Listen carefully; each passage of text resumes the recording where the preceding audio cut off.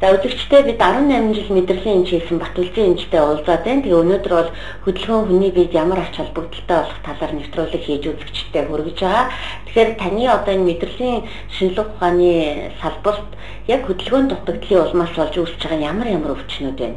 Өвчлөл үүсгэж байгаа гол шалтгаанууд нь болохоор бол нурууны одоо өөрөлдөл өвчнүүд байна тийм. Остеохондроз байна. Нурууны яс ургаш өвчин байна тийм. Тэр нь нурууны үе холбооны өвчин буюу спондилоартроз гэж болно.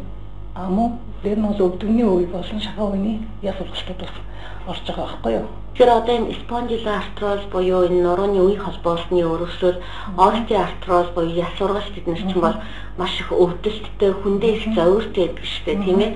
Тэрийг одоо нэгэнт одоо тийм өөрчлөлт өгсөн зүйлээ бид нар одоо ямар арга хэмжээ авах вэ? Би бол өвчнүүдээс ингэж зөвлөдөг л да. Одоо өөрөөр хэлбэл ялангуяа залуу өвчтөд орж ирэх бол яг энэ зөвөрөөр орж ирдэг шүү дээ. Нуруудлаа үе мөчүүдлээс орж ирэх нь хэлдэг байхгүй юу? Мэдээж би зөвлөгөөгөө шинжилгээнд бол явуулах хэрэгтэй. Шинжилгээ өөрчлөлт гарч ирэх бол хөдөлгөөнийг зөвлөдөг байхгүй юу? Өөрөө заримдаа үзүүлдэг тэр хөдөлгөөнүүдэд чи сайн хөдөлж явах бол тэжээл авч байгаа учраас чи залуу насаа хадгалж үлдэнэ гэж зөвлөдөг байхгүй юу? За нуруу байна тийм. Нурууны хүний бага нуруу байна гэдэг.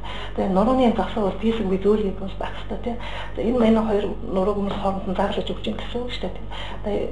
Тэгээ энэ нурууны засагын зөвлөгийг маань өөрөө юм дотор цэцгнэр бөөмтэй гэж байгаа байхгүй. Тэгээ цэцгнэр бөөм чинь хөдөлгөөн хөшин байдалтай гараад ах юм бол энэ өөрөө одоо өөрөлдөл энэ цаграг ийм цаграгтай тэр рүүгээ өөрөө гоож ирдэг байхгүй. Тэгээд тэгэхээр гоож ирнэ гэж чинь мэдрэлийн тэр төгсгөлүүд рүү очиж тэр маань эврээд юм уу ингээд төлхийгээд ирнэ гэсэн үг тийм. Тэгээд тэрхээр өвдөлт үүсээд байна гэсэн үг тийм.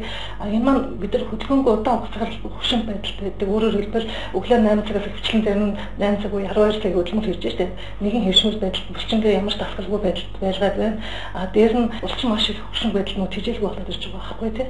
Тэгээд ирэхээр энэ нурууны засаг хатуураад тэгээд нуруу дээр тэр юм давхуулсан юм шиг харагдаж байгаа. Одоо тэгээд энэ нурууны яс ургалт за хүзүүнд одоо үе мөчөнд яс ургасан энэ өөрчлөлтүүд ямар эмчилгээ хийж байна? Практикт бол өргөөр гэлдэг юм бол эхлээд бол өвдөл мамдах эмчилгээ ус авдаг л та. Гэхдээ хамгийн нэгдүгээр бол би хөдөлгөөнөө ус зөвлөдөг байхгүй. Танд хөдөлгөөн дутагдлаар болоод энэ эрх мөч чинь ийм эргэл буцалтгүй өөрчлөлтөнд орох гэдэг байгаа учраас та бол хөдөлгөөн хийх ёстой. Энэ засаглыг бол өнөөдрөөс эхлээд өдөр болгондоо 30-40 минут өөртөө зарцуулах хэрэгтэй. Доор хаж нэг 60 минутаас доош хугацаанд яваа явах хэрэгтэй гэдэг нь зөвлөж өгдөг. Хоёрдугаар нь бол эмийн эмчилгээ бол ороод ирдэг. Одоо манай Монголд бол хийж байгаа эмийн эмчилгээ дэлхийн буюу Европын одоо чанар гэдэг чинь дэлхийн чанар гэж ярьж байгаа тийм учраас дэлхийн чанартай юмнууд бол ороод ирчихсэн байгаа. Одоо ихэд чинь өвдөл мамдах юмнууд нь болохоор 1 2 3 дахь байр гэж илэрхийлэх юм бол одоо нэмэлт хэлээд 1-р байр тийм 2-р байр нь мелаксикам буюу мэлбек гэдэг юм ороод ирчихсэн байгаа байхгүй. Бидний хэрэглээд байдаг өвдөл мамдах хэрэглээд байдаг диклопенак гэж 3 юм уу тийм ибупрофен эдгээр чинь ингээл 4 5 билж байгаа байхгүй. Парацетмол 10 дахь байр эзэлж гэдэг жишээ байгаа байхгүй. Тэгэхээр одоо манай Монголд орж ирж байгаа тэр 2 дахь байранд дэлхийд хэрэглээд байгаа мэлбек гэдэг юм маань ороод ирчихсэн байна тийм. Энэ ихтэй бол тархины хэлбэрээр бол ороод ирчихсэн байгаа.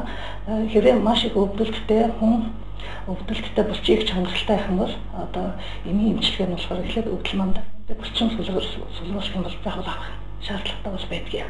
Тэгэхээр ер нь энэ өвдөлт намдах эмийг яаж хэрэглэх ёстой юм бэ? Хүн дээдлийн хугацаанд хэдэн сарын хугацаанд уух ёстой, өдөртөө хэр зэрэг уух ёстой юм те? Өөр ямар юмнуудтай хавсарч хэрэглэхгүй байвал зохилтой юм.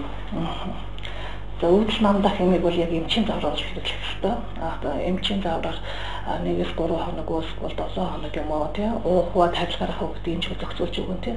За жишээлбэл одоо мэлбекл эмийг хэрэглээд үзье л да. Тэгэхээр чинь 3 хоног булчингаар тайрна тий. Өдөрт нэг удаа тайрна гэж ярьж байгаа. Гэхдээ тэр хүнээс бол асууж зааварлан л да. Тэнд одоо өөрөөр хэлбэл одоо нэг шаргач юм та болоод тийм өвчин байна уу тий зүс алсбал байна уу гэж юм та өөр ямар юм хэрэглэж юм аспирин жол хэрэглэж байгаа юм байж болно шүү дээ тий. Энэ бүгдийг бол асууж одоо шавлах хэрэгтэй байхгүй. Тэмдэг үйлдүүлээд эмээ авах гэсэн үг шүү дээ тий. Тэгэхээр энэ мэлбекийг чи 3 хоног хэрэглээд өвхний өвдөлт намдчих юм уу? Цаашаа одоо яах вэ? Өөр юм уу хэвээр яах вэ?